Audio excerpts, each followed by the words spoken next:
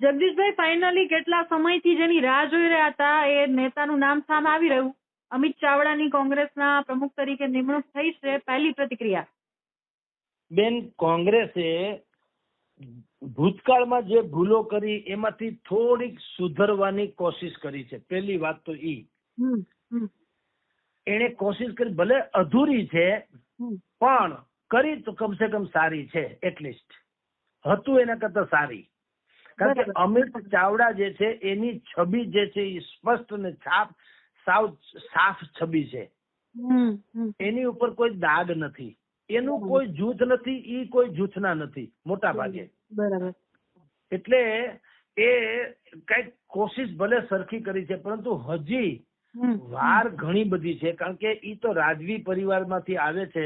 આપણે જાણીએ છીએ ઈશ્વરભાઈ ચાવડા એના દાદા હતા, ઈ સંસદ સભ્ય હતા. બરાબર.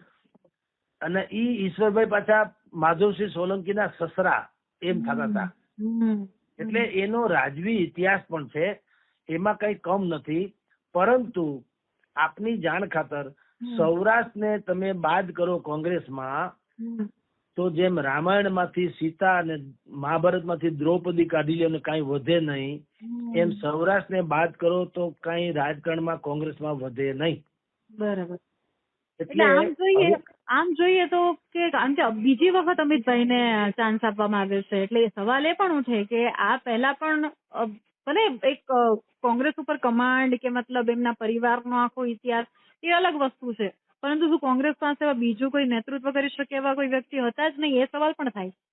ના, નેતૃત્વ કરી શકે એવા લોકો તો હતા પણ એનો મેળ ન પડ્યો. જો આમ તો રેસમાં ગેનીબેન હતા, લાલજીભાઈ દેસાઈ પણ હતા. તમારી જાણ ખાતર વીરજીભાઈ ઠુમ્મર અમારે ત્યાંથી રાજકોટમાંથી, અમરેલીના વીરજીભાઈ ઠુમ્મર હતા, સમજો.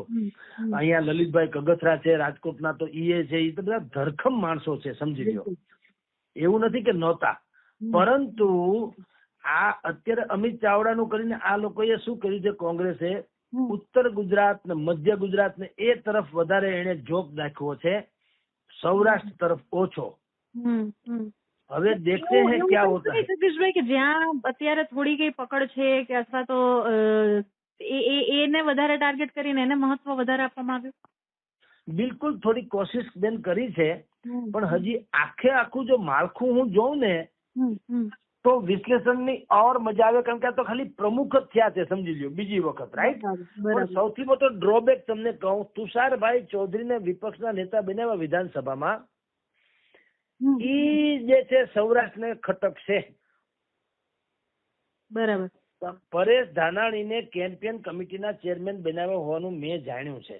પણ ઈ જે તમે એમ કહીને પાટીદારોને તમે કઈ બહુ તમારી સાચવી લીધા એમ ગણાય નહીં. કારણ કે કેમ્પેન કમિટીના ચેરમેન શું હોય છે સામાન્ય રીતે, ઈ તો લોકોને ચારે તરફથી આકર્ષીને પક્ષ તરફ લઈ આવવાની વાત હોય કેમ્પેન કમિટીના ચેરમેનની. પણ એક શરત ઈ હોય છે કેમ્પેન કમિટીના ચેરમેનનું ગુજરાત ઈ છે કે ભવિષ્યની ચૂંટણી ઈ ચહેરા ઉપર લડાય. બિલકુલ. અને જે રીતે પાટીદારો સામે આવ્યા હતા, આગળ આવ્યા હતા કે અમારા સમાજના મતલબ નેતા બને કોઈ આ વખતે, એમાં પણ ક્યાંક ને ક્યાંક કદાચ એ રોષ ફાટી નહીં નીકળે કે અસંતોષ નહીં જોવા મળે?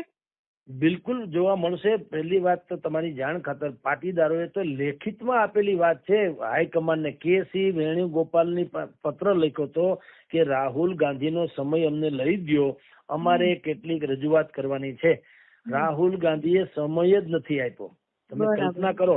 અને ધારાસભ્યો, સંસદ સભ્યો કક્ષાના નેતાઓ હતા, એને મળવાનો સમય ન આપ્યો. તો હું નથી માનતો કે સૌરાષ્ટ્રના આ દિગ્ગજ નેતાઓ સમસમીને બેસી રહે. બિલકુલ બિલકુલ. અમારે ત્યાં તો અવગણના શબ્દ જે છે ને એ અપમાન, ઈ એના કરતા માણસે મરવું ભલું એવું માનવામાં આવે.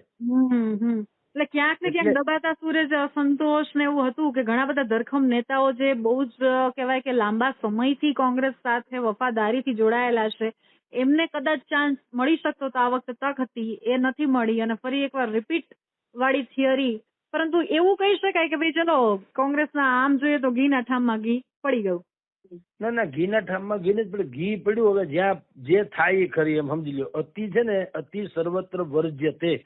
વધુ દૂધ પીવો ને, દૂધ પૂર્ણ ખોરાક છે, વધુ પીવો તો ઝેર થાય. ઘી પણ તમે બહુ પીવો તો પચે નહીં. એની મર્યાદામાં પીવું પડે. એમ ઘીના ઠામમાં ઘી નથી પડ્યું, બરાબર. ઘી પડ્યું છે હવન થતો હોય ન્યા, એટલે ભડકો મોટો થવાનો. અચ્છા.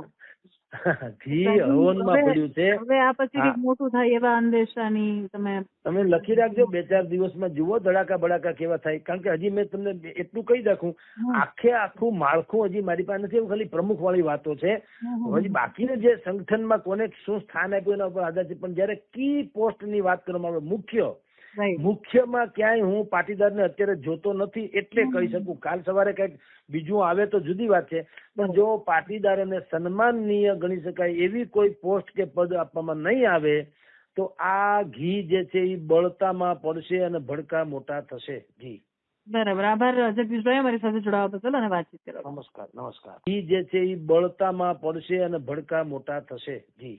બરાબર. આભાર જગદીશભાઈ અમારી સાથે જોડાવા બદલ અને વાતચીત કરવા. નમસ્કાર.